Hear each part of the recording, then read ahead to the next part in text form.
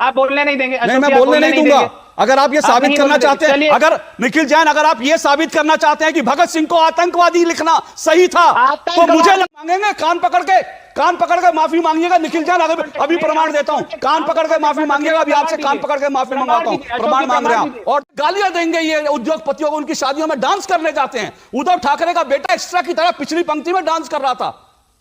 ये इन दो लोगों के डबल स्टैंडर्ड है। ये बेहुदा आदमी भगत सिंह को आतंकवादी साबित करने पर तुला है मेरी डिबेट में। अब मैं आपको बताता हूं, एक बात सुनिए, निखिल जैन को रखिए, लोगों को दिखना चाहिए कि मैं किसके बारे में। नमस्कार दोस्तों, स्वागत है आपका एक नई जोरदार धमाकेदार डिबेट वीडियो में। 1975 25 जून इंदिरा गांधी ने भारत में आपातकाल लगाया था और आने वाले 25 जून को दोस्तों पूरे 50 वर्ष पूरे होने वाले हैं उस आपातकाल के। तो बीजेपी ने इसे आपातकाल का काला दिवस मनाने की पूरी तैयारी कर ली है और कांग्रेस के मुंह पर तमाचा भी मारने की पूरी तैयारी कर ली है। तो दोस्तों इसी पर ये डिबेट है। दोस्तों डिबेट में कुछ अलग ही ऐसी बात हो जाती है कि जो निखिल जैन है कांग्रेस के ये राजनीतिक विशिष्ट बन के बैठे हैं, लेकिन ये असल में कांग्रेस के प्रवक्ता ही लग रहे हैं। इन्होंने भगत सिंह पर ऐसी बातें बोल दी कि जो अशोक श्रीवास्तव ये डिबेट के एंकर वो काफ़ी भड़क जाते हैं और उनको बहुत बुरी तरह दुत्कारते हुए लताड़ते हैं। तो दोस्तों क्या ऐसी बातें वो आप इस डिबेट में देखोगे। तो चलिए शुरू करते हैं डिबेट वीडियो, स्टार्ट। बहुत दिन हो गए हैं, मजा नहीं आ रहा है। अभी मजा आएगा ना भिड़ो। पिक्चर चालू करो बे। यश भारती जी, समाजवादी पार्टी और आरजेडी ये तो वो पार्टियां हैं जो संविधान जब आपातकाल लगा था तो आपके नेता भी सब जेल में थे। मीसा भारती तो नाम रखा गया इसीलिए क्योंकि मीसा के अंतर्गत जो है सभी राजनीतिक बंदियों को गिरफ्तार किया जाता था और इसीलिए लालू यादव ने अपनी बेटी का नाम मीसा भारती रखा। आज आप लोग उस दिन को मनाने का भी विरोध कर रहे हैं।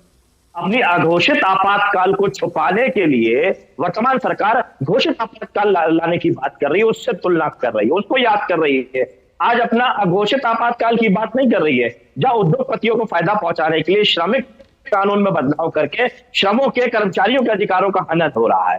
जो तमाम अधिकारों का हनन हो रहा है, लगातार रात में 8 बजे आके नोटबंदी जैसे तानाशाही फैसले लिए जाते हैं, जीएसटी जैसा आपातकाल वाला निर्णय लिया जाता है जिससे पूरा व्यापार बंद हो जाता है। राष्ट्रीय अध्यक्ष माननीय अखिलेश यादव ने ट्वीट किया है, तमाम सब बातें, किसानों को गाड़ियों से रौंदा, उसके बाद भी कोई सुनवाई नहीं है। बच्चियों को बलात्कार पीड़ितों को जलाया जा रहा है, खुद पुलिस जला रही है, मिट्टी के तेल और टायर से जला रही है। तब हिंदू खतरे में नहीं है, सनातन खतरे में नहीं है।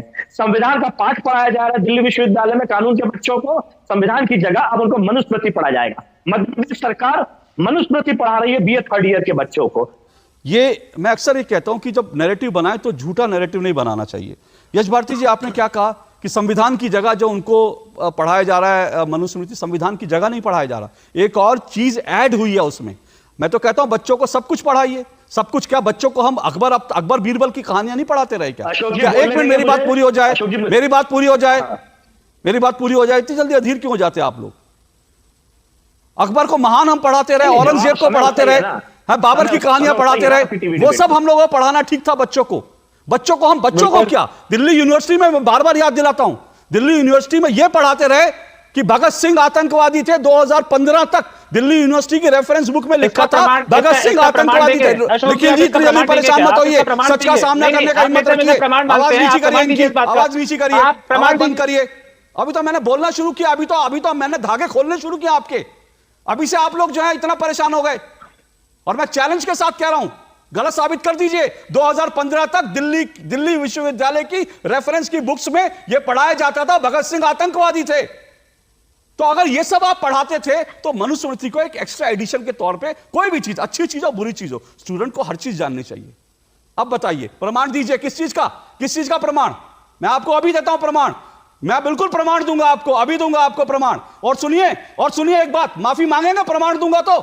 माफी मांगेंगे? कान पकड़ के माफी मांगिएगा। निखिल जैन अभी प्रमाण देता हूं, कान पकड़ के माफी मांगिएगा। अभी आपसे कान पकड़ के माफी मंगवाता हूं, प्रमाण मांग रहे हैं। और दूसरी बात, अब मैं आवाज नीचे रखिए, इनकी आवाज नीचे रखिए, प्रमाण दूंगा, कान पकड़ के माफी मांगेंगे उसके बाद।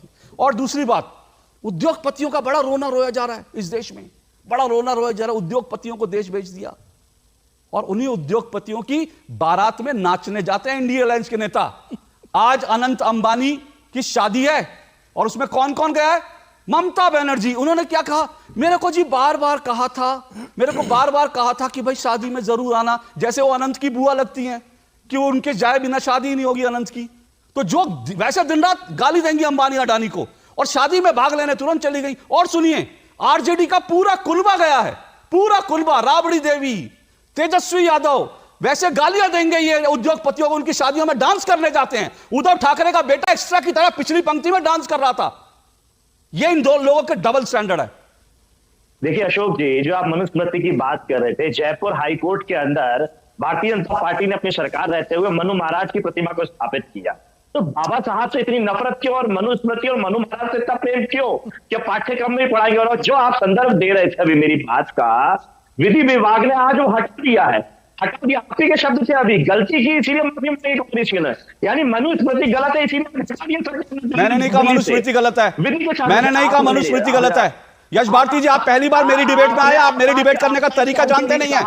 आप फिर मनुस्मृति में गए डिबेट। मेरी डिबेट मनुस्मृति में नहीं है, मेरी डिबेट मनुस्मृति में नहीं है। अगर आपके पास इमरजेंसी पर बोलने के लिए कुछ नहीं है तो कह दीजिए नमस्ते। कुछ अगर तर्क है आपके पास, तथ्य है, तो अपनी बात रखिए। मतलब कहां से आप लोग आते हैं, मुझे हैरानी होती है। आप लोग आ जाते हैं डिबेट करने के लिए, आपको विषय बताया जाता है, 5-5 घंटे पहले विषय बताया जाता है, लेकिन विषय पर नहीं बोलना, बाकी सारा ज्ञान देना है। विषय पर बोलिए अगर कुछ कहने के लिए है तो।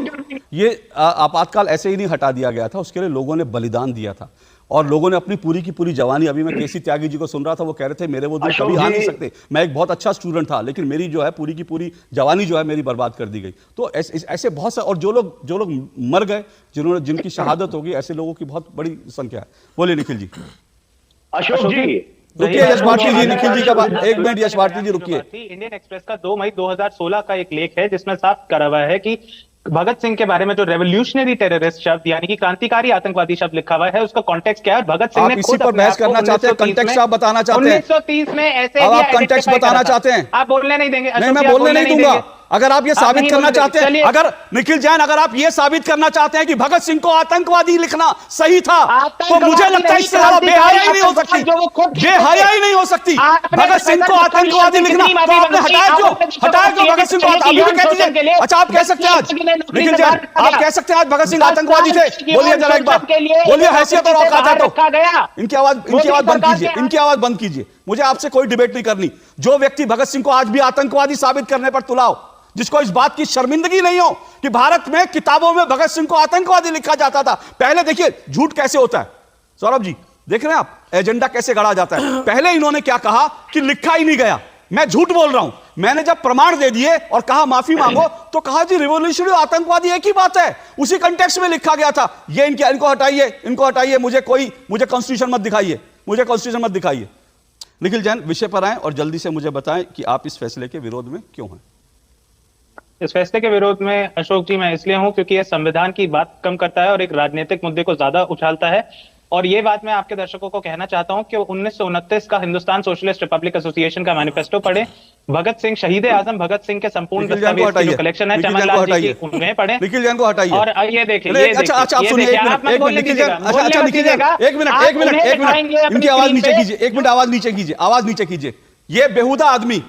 ये बेहुदा आदमी भगत सिंह को आतंकवादी साबित करने पर तुला है मेरी डिबेट में। अब मैं आपको बताता हूं, एक बात सुनिए, निखिल जैन को रखिए, लोगों को दिखना चाहिए कि मैं किसके बारे में बात कर रहा हूं। निखिल जैन को रखिए स्क्रीन पर।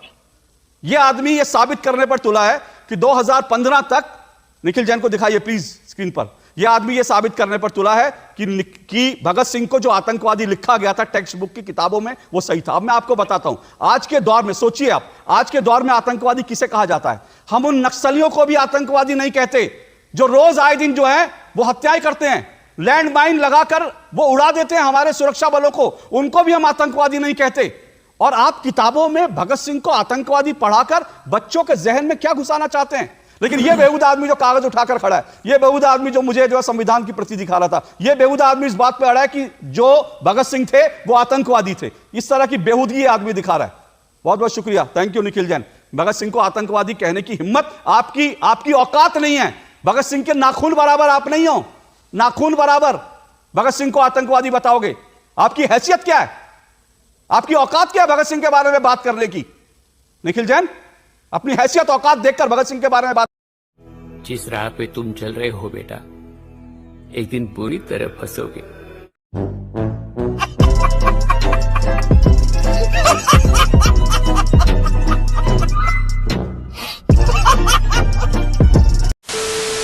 तो दोस्तों डिबेट हो गई खत्म, वीडियो हो गई पूरी। उम्मीद करता हूँ दोस्तों ये डिबेट वीडियो आपको पसंद आई होगी। दोस्तों अमिताभ अग्निहोत्री जी की बात मैंने कोई ऐसा एंकर देखा है जो इतना खतरनाक हो। ये सीधे ही भगा लाते हैं अपने डिबेट से, और इनके जो रूल रेगुलेशन है वो भी मानने पड़ेंगे।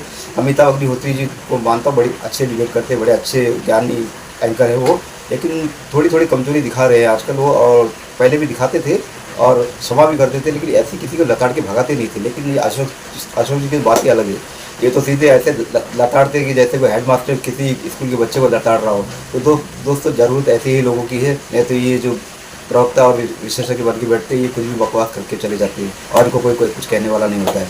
तो दोस्तों अशोक श्रीवास्तव की डिबेट वीडियो उम्मीद करता हूँ आपको पसंद आई होगी। ऐसी ही डिबेट वीडियो देखने के लिए इस चैनल को सब्सक्राइब करके आप जरूर जाओगे। मिलता हूँ आपसे अगली वीडियो में, तब तक के लिए जय हिंद, वंदे मातरम।